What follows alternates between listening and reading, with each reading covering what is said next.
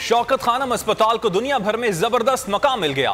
बैनुल-अक़वामी joint commission ने दुनिया के बेहतरीन अस्पतालों समेत शौकत खानम के तमाम सेंटर्स के सख्त तरीन सर्वे करके इसे फुल एंटरप्राइजेस एक्रीडेशन का आलमी एजाज अता कर दिया।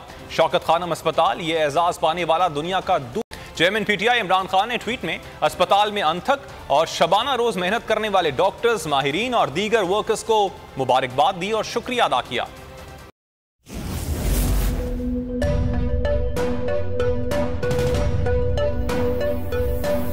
यहां सबको सिर्फ 1 मिनट मिलेगा। And your time starts now.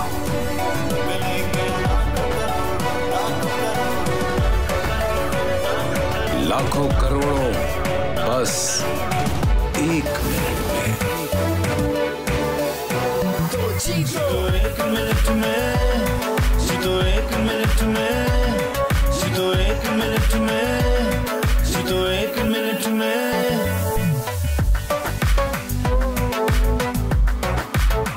तो जीतो 1 मिनट में।